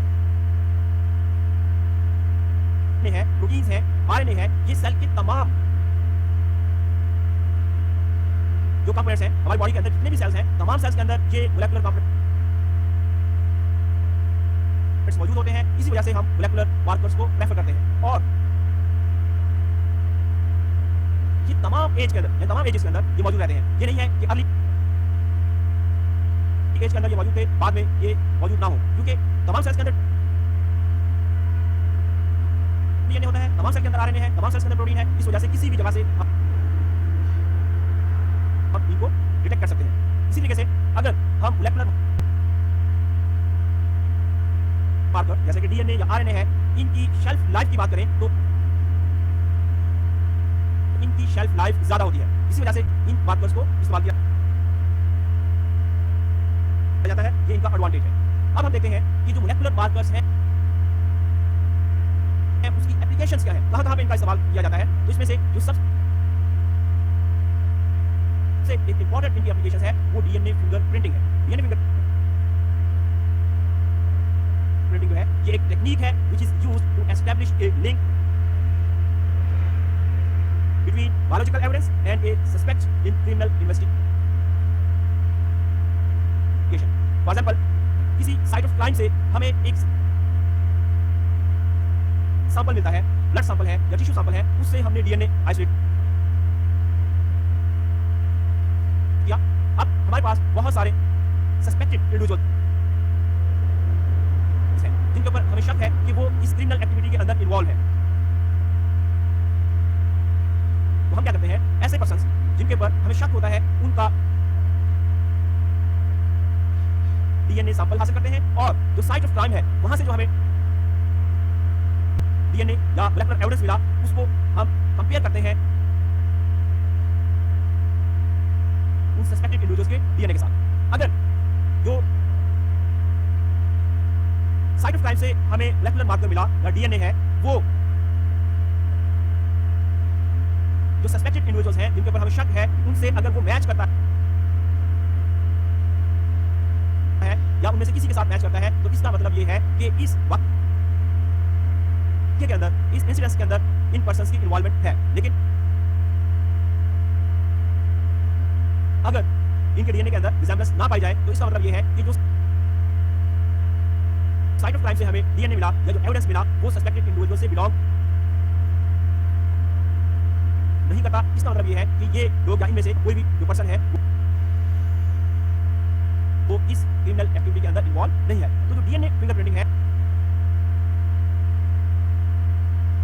ये क्रिमिनल इन्वेस्टिगेशंस के हवाले से बहुत ज्यादा इंपॉर्टेंट है। इसी तरीके से जो मोलेकुलर मार्कर्स हैं, मोलेकुलर मार्कर्स की बहुत सारी दूसरी एप्लीकेशंस है। फॉर एग्जांपल अगर हम जेनेटिक डायवर्सिटी की बात करें तो मोलेकुलर मार्कर्स जो है इनको कंपेयर करके हम जो ऑर्गेनिजम्स हैं उनके अंदर जेनेटिक डायवर्सिटी को फाइंड आउट कर सकते हैं। हमारे पास जो इंडिविजुअल्स हैं उनका जो जेनेटिक मेकअप है उसके अंदर कितनी ज्यादा वैरायटी है। इसी तरीके से जो मोलेकुलर मार्कर्स हैं, मोलेकुलर मार्कर का डाटा यूज करके हम मुख्तलिफ जेनेटिक मैप्स बना सकते हैं, हम जेनेटिक मैपिंग कर सकते हैं। इसी तरीके से मोलेकुलर मार्कर का इस्तेमाल जीन टैगिंग, इसी तरीके से F1 जनरेशन की आइडेंटिफिकेशन और फाइलोजेनेटिक एनालिसिस के अंदर भी किया जा सकता है। फाइलोजेनेटिक एनालिसिस के अंदर हम मुख्तलिफ ऑर्गेनिजम्स के अंदर रिलेशनशिप को फाइंड करते हैं, उनकी हम पास्ट हिस्ट्री जो है, उनके जो एवोल्यूशनरी लिंक्स हैं उसकी स्टडी करते हैं, उनके दरमियान में रिलेशनशिप को फाइंड आउट कर सकते हैं। इसी तरीके से सी टेस्टिंग और कंपैरेटिव मैप्स हम बना सकते हैं। तो जो मोलेकुलर मार्कर्स हैं इनके बहुत सारे एडवांटेजेस हैं और जो कॉमनली यूज हम मार्कर्स यूज करते हैं उनके मुकाबले में ये ज्यादा मुफीद है क्योंकि इनका शेल्फ लाइफ ज्यादा होता है, ये हर जगह पे मौजूद होते हैं और इसकी वजह से पर जो हमें इंफॉर्मेशन मिलती है वो ज्यादा ऑथेंटिक और रिलायबल होती है। ओके फ्रेंड्स, हमारी ये वीडियो हो गई है कंप्लीट। हम चलते हैं अपनी इस वीडियो की पीपीटीज को रीड कर लेते हैं, ठीक है। और लेट्स गो, अपनी पीपीटीज को रीड आउट कर लेते हैं। मॉड्यूल नंबर 77 है हमारे पास और इसका नाम है मॉलिक्यूलर मार्कर्स। आगे है हमारे पास advantages of molecular markers, ubiquitous और stably inherited, multiple allele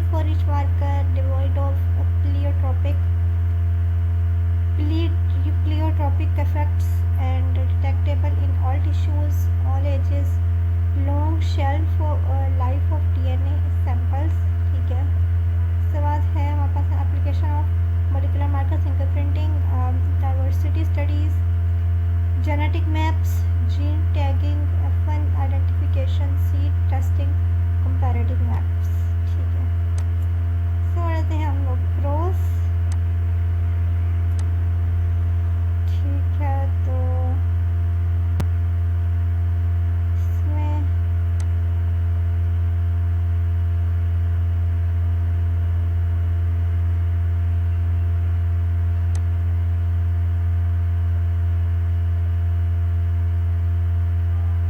molecular markers का इस्तेमाल। आगे चलते हैं। मैंने बताया थोड़ी स्लाइड्स मिसिंग है, खैर स्लाइड मिसिंग होने का मसला नहीं है, हमने बाद में स्लाइड की रीडिंग तो करनी है। इसको कर लेते हैं डाउनलोड। हमारा अगला टॉपिक है topic number 78, methods of animal preservation, और पीपीटीज को कर लेते हैं ओपन।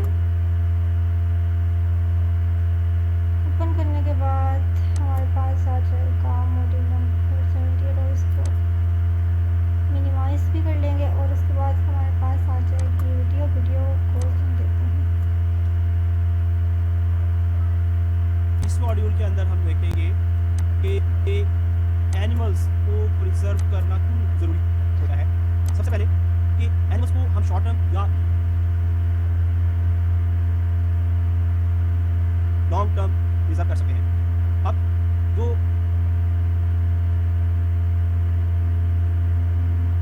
एनिमल्स की प्रिजर्वेशन है ये इस वजह से इंपॉर्टेंट होती है कि सम टाइम वो ऑर्गेनिज्म जिसको हमने प्रिजर्व किया है उसको एज ए रेफरेंस के तौर पर हमें यूज करना होता है। अब जब किसी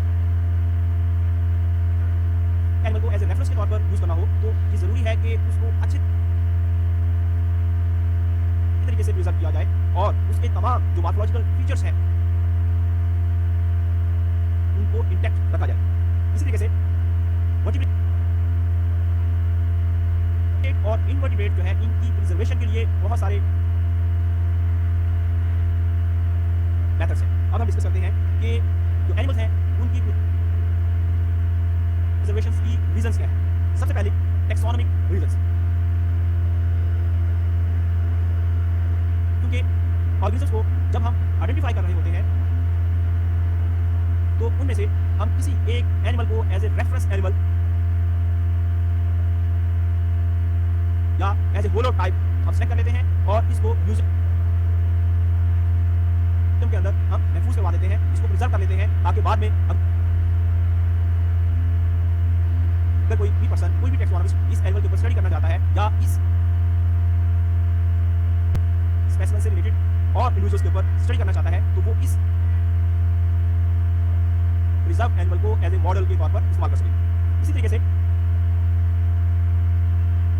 फॉर टेक्सोनोमिक एग्जामिनेशंस या डिटेल एग्जामिनेशन, अगर हम इंडिविजुअल्स के बारे में डिटेल लेना चाहते हैं, हम जो है उस के ऊपर डिटेल स्टडी करना चाहते हैं, उसके मुख्तलिफ कैरेक्टर्स को स्टडी करना चाहते हैं, तो उसके लिए जरूरी है कि उस एनिमल को हम प्रिजर्व कर लें किसी ऐसे प्रिजर्वेटिव के अंदर जिससे उस एनिमल का कलर और उसके जो ऑर्गन्स हैं वो इंटैक्ट रहें। इसी तरीके से एनिमल को प्रिजर्व करना इस वजह से भी इंपॉर्टेंट होता है कि सम टाइम जब एक रिसर्चर किसी भी एक पार्टिकुलर एनिमल के ऊपर स्टडी करना चाहता है तो जरूरी नहीं होता कि ये जो एनिमल जिसके ऊपर एक्सपेरिमेंट इंटरेस्टेड है वो उसकी विसिनिटी के अंदर मौजूद हो या उस एनिमल की जो लोकेलिटी है वहां तक अप्रोच करना आसान हो। इस वजह से वो टेक्सोनॉमिस्ट क्या करता है कि अगर जिस स्पीशीज के ऊपर वो काम करना चाहता है वो किसी भी म्यूजियम के अंदर मौजूद है, रिजर्व फार्म के अंदर, तो वो उस म्यूजियम क्यूरेटर से रब्ता करता है और वहां से मटेरियल उधार लेता है और अपनी जो टेक्सोनोमिक स्टडीज है उनको कंप्लीट करता है। इसी तरीके से म्यूजियम रिकॉर्ड के लिए एनिमल्स को प्रिजर्व किया जाता है। जितने भी इंटरनेशनल म्यूजियम्स हैं उनके अंदर उस इलाके की इवन जो है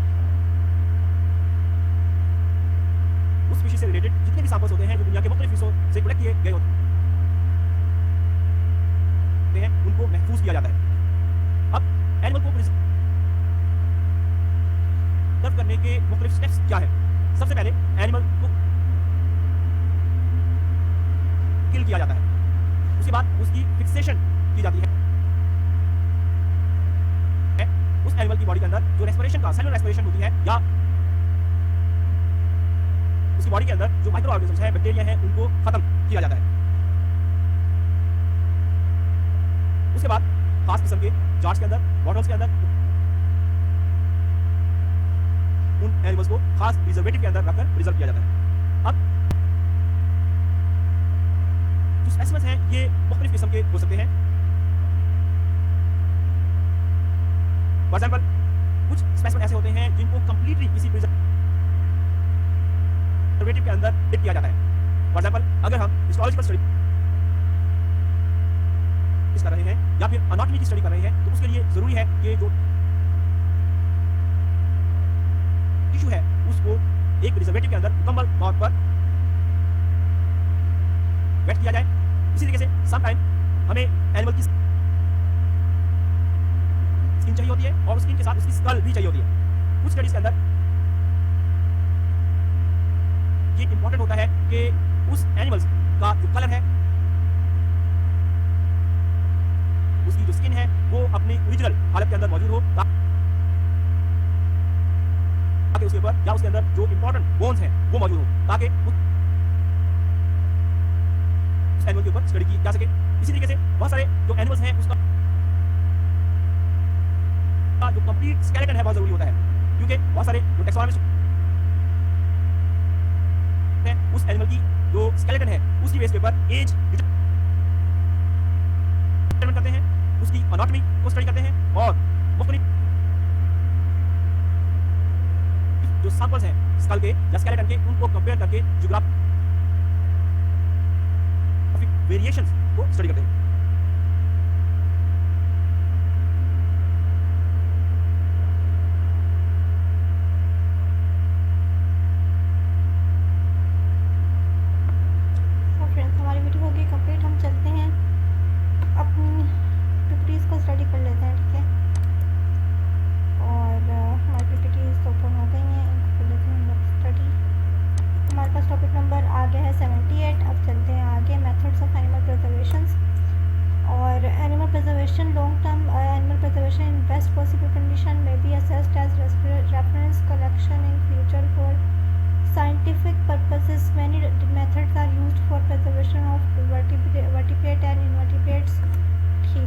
Reasons of animal preservation, taxonomic reasons for detailed examination, for morphological examination of particular animal, as each and every animal cannot be in researchers vicinity, for zoological museum record, ठीक है। Steps for animal kingdom preservation, killing and relaxing of animals, fixation, stop cellular respiration, kill bacteria within organism, good penetrating ability, storage in bottle, vials, jars, bottles, etc.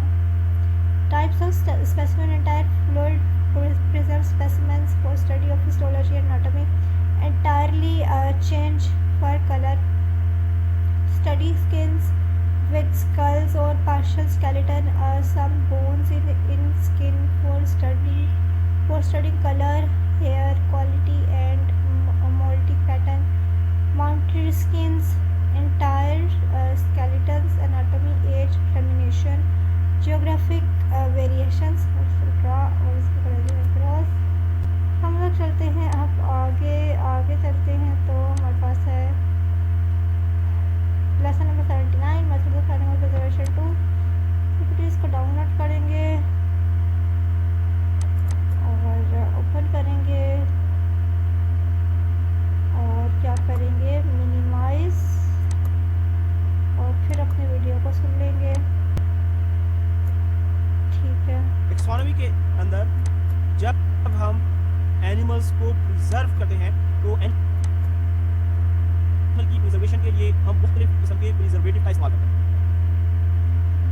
अब हम देखते हैं कि मुख्तलिफ किस्म के प्रिजर्वेटिव जो कि एनिमल की प्रिजर्वेशन के लिए इस्तेमाल किए जाते हैं वो कौन से हैं और उनके क्या एडवांटेजेस या डिसएडवांटेजेस। तो पहला जो प्रिजर्वेटिव है फॉर्मेलिन। फॉर्मेलिन के बारे में इंपॉर्टेंट बात यह है कि ये सिर्फ वर्टिब्रेट की प्रिजर्वेशन के लिए इस्तेमाल किया जाता है। आमतौर पर जो इनवर्टेब्रेट एनिमल्स हैं उनके लिए इसका इस्तेमाल नहीं किया जाता। फॉर्मेलिन का इस्तेमाल उस वक्त इंपॉर्टेंट होता है जब हमने जिस एनिमल को प्रिजर्व करना हो उसका जो ओरिजिनल कलर है उसको इंटैक्ट करना हो, क्योंकि जो फॉर्मेलिन है ये एनिमल का जो ओरिजिनल कलर है उसको खराब नहीं करती। हम एक लंबे अरसे तक एनिमल का ओरिजिनल कलर जो है वो महफूज रख सकते हैं, क्योंकि अगर हम अल्कोहल का इस्तेमाल करें तो अल्कोहल एनिमल का जो कलर है उसको बहुत क्विकली डिसॉल्व कर देती है और जो फॉर्मेलिन है ये कलर को प्रिजर्व करती है। दूसरी इंपॉर्टेंट बात ये कि जो फॉर्मेलिन है इसको हम लॉन्ग टर्म प्रिजर्वेशन के लिए इस्तेमाल नहीं कर सकते, जबकि जो अल्कोहल है अल्कोहल को हम लॉन्ग टर्म प्रिजर्वेशन के लिए इस्तेमाल कर सकते हैं। तो आमतौर पर जितने भी वर्टिब्रेट स्पेसिमेंस हैं जिनके अंदर ये जरूरी होता है कि उनके ओरिजिनल जो कलर्स हैं उनको इंटैक्ट रखा जाए। हम अगर ऐसी स्टडीज करना चाहते हैं जिसमें हम मुख्तलिफ एनिमल्स को कंपेयर करना चाहते हैं, फॉर एग्जांपल बर्ड्स को कंपेयर करना चाहते हैं या कोई और इनवर्टिब्रेट एनिमल्स हैं, तो उस केस के अंदर हम फॉर्मेलिन का इस्तेमाल करते हैं। फॉर्मेलिन का इस्तेमाल कलर्स को इंटैक्ट करता है। अब हम देखते हैं कि जो फॉर्मेलिन है इसको इस्तेमाल करने के साइड इफेक्ट्स क्या हैं। सबसे पहली बात तो ये कि जो फॉर्मेलिन के फ्यूज हैं ये हाईली हार्मफुल है। ये आइस के अंदर और नोज के अंदर डिस्कम्फर्ट पैदा करते हैं। इसका मतलब ये है कि जो फॉर्मेलिन है, फॉर्मेलिन के साथ जो रिसर्चर्स काम करते हैं उनको डिस्कम्फर्ट फील करना पड़ता है। आइस के अंदर इरिटेशन हो सकती है, नोज के अंदर इरिटेशन हो सकती है। इसी तरीके से अगर फॉर्मेलिन बॉडी के किसी भी पार्ट के साथ उसका कांटेक्ट हो जाए तो ये वहां पे इरिटेशन का सबब बन सकती है। इसी तरीके से फॉर्मेलिन कैंसर काज कर सकती है। इस वजह से फॉर्मेलिन का जो लॉन्ग टर्म यूज है उसको रिकमेंड नहीं किया जाता। अगर एक रिसर्चर, एक टेक्सोनॉमिस्ट फॉर्मेलिन के साथ काम कर रहा है तो उसको ये रिकमेंड किया जाता है कि इमीडिएटली अपना काम खत्म करके वो अपने हाथों को धोए। उसके साथ साथ जिस जार के अंदर फॉर्मेलिन प्रिजर्व स्पेसिमेन रखा हुआ है उसको एयर टाइट होना चाहिए। इसी तरीके से दूसरा प्रिजर्वेटिव जो इस्तेमाल किया जाता है वो है इंडस्ट्रियल अल्कोहल। इंडस्ट्रियल अल्कोहल जो है ये लॉन्ग टर्म प्रिजर्वेशन के लिए इस्तेमाल की जा सकती है। इसकी जो अवेलेबिलिटी है वो आसान है और इसके अंदर जिन एनिमल्स को प्रिजर्व किया जाता है उनकी जो कल्वेशन है बहुत तेजी से डिसॉल्व हो जाती है। इसका मतलब ये हुआ कि अगर हम कोई ऐसी स्टडी करना चाहते हैं जिसके अंदर एनिमल्स का कलर इंटैक्ट होना चाहिए तो फिर जो इंडस्ट्रियल अल्कोहल है ये कोई अच्छी ऑप्शन नहीं है। उसके साथ इसके अंदर जब एनिमल्स को प्रिजर्व किया जाता है तो क्योंकि ये कलर को क्विकली डिसॉल्व करता है तो इसके अंदर ग्लिसरीन डाली जाती है ताकि जो एनिमल का कलर है उसको किसी हद तक मेंटेन किया जा सके, लेकिन फिर भी मुकम्मल तौर पर एनिमल का जो कलर है उसको मेंटेन नहीं किया जा सकता। और अगर हमने एनिमल्स को सिर्फ टेक्सोनॉमिक पर्पस के लिए महफूज करना है तो उसके अंदर 70 से 75% तक इंडस्ट्रियल अल्कोहल का इस्तेमाल किया जाता है। लेकिन अगर हम डीएनए से रिलेटेड स्टडीज कर रहे हैं तो डीएनए से रिलेटेड इसके लिए 95% अल्कोहल का इस्तेमाल किया जाता है। अल्कोहल बड़ी तेजी से टिश्यूज के अंदर एब्जॉर्ब हो जाती है और एनिमल्स के जो इंटरनल ऑर्गन्स हैं उसको खराब होने से बचाती है। अब इंडस्ट्रियल अल्कोहल के भी साइड इफेक्ट्स हैं। फॉर एग्जांपल, अगर इंडस्ट्रियल अल्कोहल स्किन के किसी हिस्से के साथ कांटेक्ट करती है तो वहां पे इरिटेशन का सबब बन सकती है। इसी तरीके से जो इंडस्ट्रियल अल्कोहल है ये टॉक्सिक होती है, इस वजह से इसको ड्रंक नहीं किया जा सकता। बहुत सारे लोग हैं अल्कोहल समझ के उसको पी लेते हैं तो उससे उनकी डेथ हो सकती है या उनके जो बॉडी ऑर्गन्स हैं वो डैमेज हो सकते हैं, जिसका लिवर या किडनी। उसके अलावा जो इंडस्ट्रियल अल्कोहल है ये हाईली फ्लेमेबल है। इसका मतलब है कि जिस जगह इंडस्ट्रियल अल्कोहल का इस्तेमाल किया जा रहा है वहां पे जो फ्लेम है, आग है, वो नहीं होनी चाहिए, क्योंकि ये आग को बड़ी तेजी से पकड़ती है। इसी तरीके से अगर एक जार जिसके अंदर हमने किसी एनिमल को प्रिजर्व किया और उसके प्रिजर्वेशन के लिए हमने इंडस्ट्रियल अल्कोहल का इस्तेमाल किया तो उसका जो कैप है वो सही तरीके से बंद होना चाहिए, क्योंकि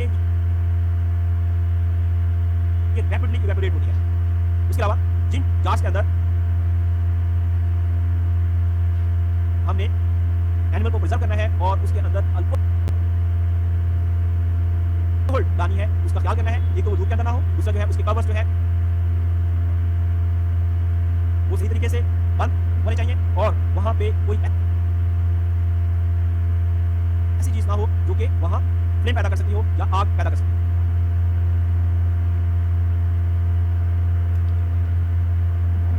तो फ्रेंड्स हमारे पास ये कंप्लीट हो गया है हमारी वीडियो। हम चलते हैं अपनी वीडियो की तरफ।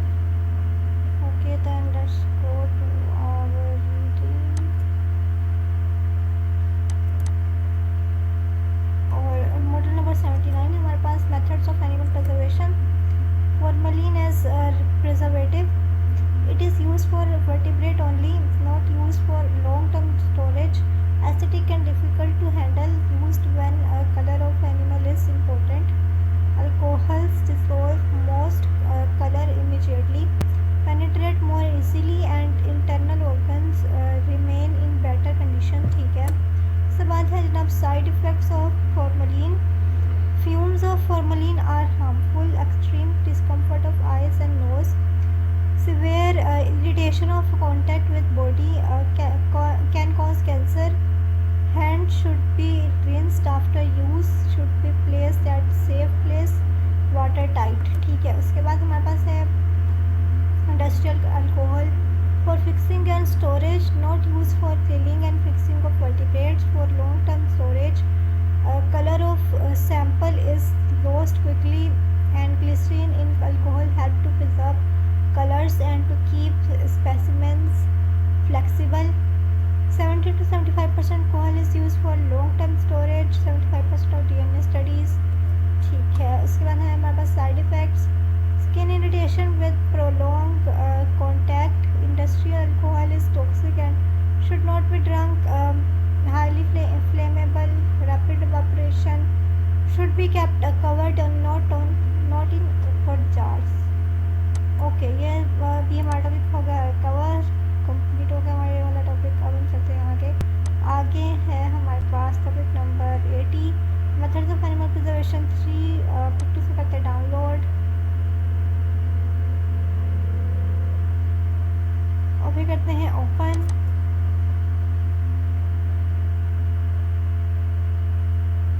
और फिर करते हैं मिनिमाइज और फिर अपने वीडियो को सुन लेंगे। Methods of animal preservation. In this module, we will discuss use of isopropyl alcohol. Isopropyl alcohol ये भी एक प्रिजर्वेटिव है। ये एनिमल की प्रिजर्वेशन में इस्तेमाल होता है। इसका इस्तेमाल इसलिए लोग करते हैं कि ये एक चीप मटेरियल है और ये आसानी से मार्केट के अंदर अवेलेबल होता है। अगर मार्केट से जो हमें आइसो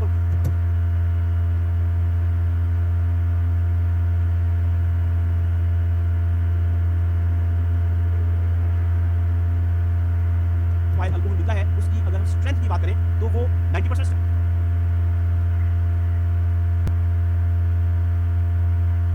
के अंदर हमें मिलता है या फिर 70% स्ट्रेंथ के साथ मिलता है। लेकिन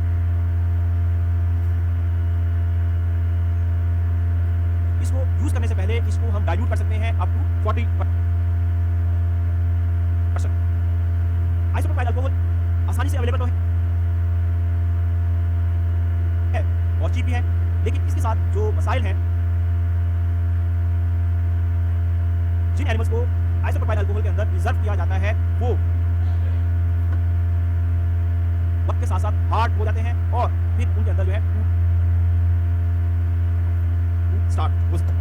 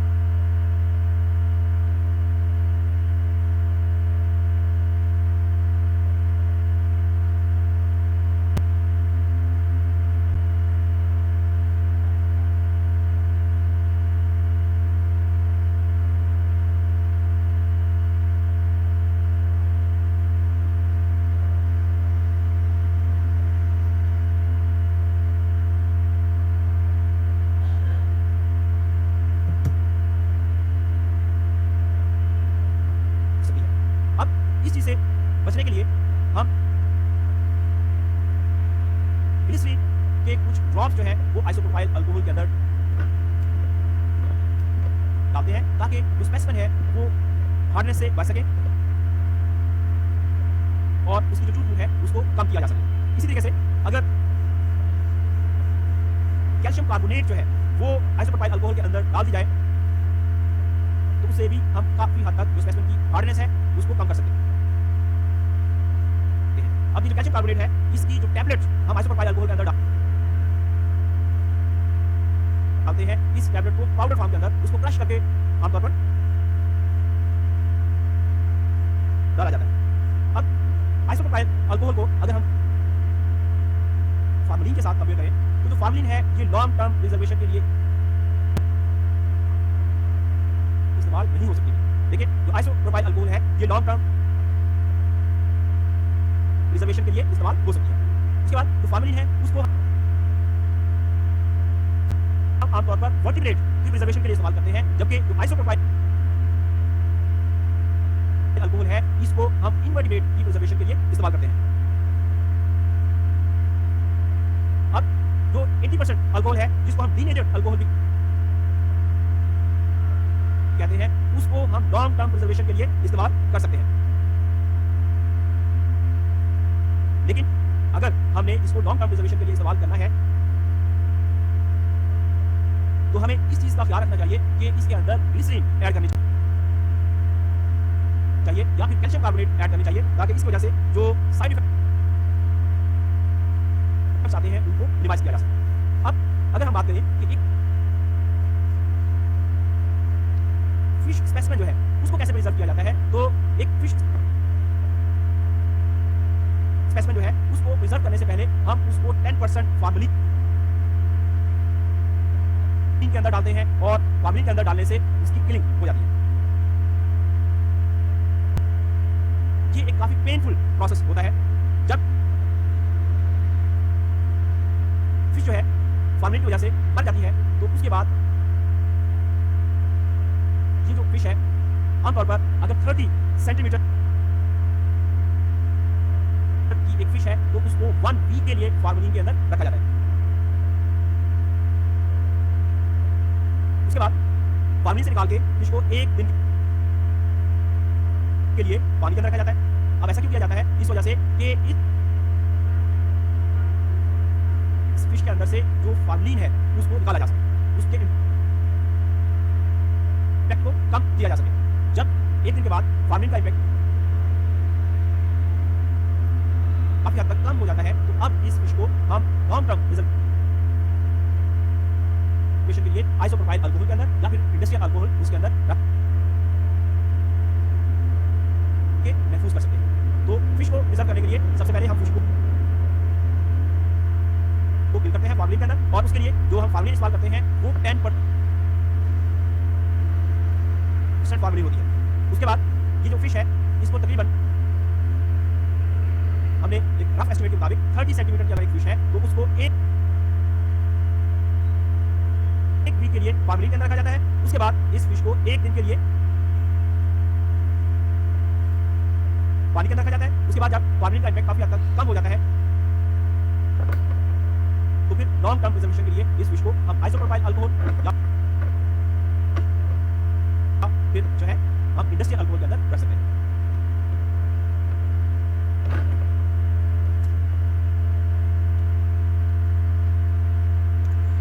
हमारी ये वाली जो वीडियो है ये कंप्लीट हो गई है। उसके बाद हम लोग इसकी जो तकरीर हमको भी रीड आउट कर लेते हैं।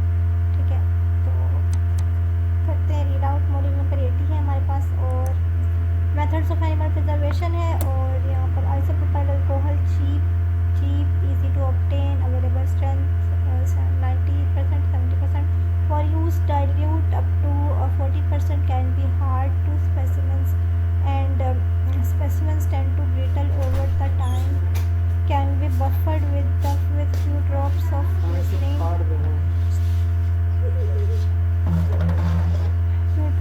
glycerin, pinch of calcium carbonate tablet, crush form of tablet। ठीक है, ethyl alcohol better solution for long term storage of invertebrate specimens।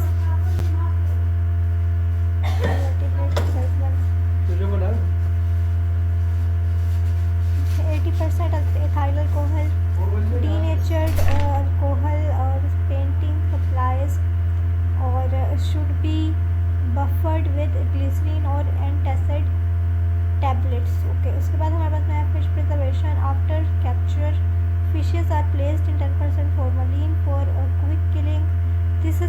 extremely painful. Fishes dies with its parts well spread off and body straight and well stretched. Examination and counting of rays, fins, etc. very easy. And 30 centimeter fish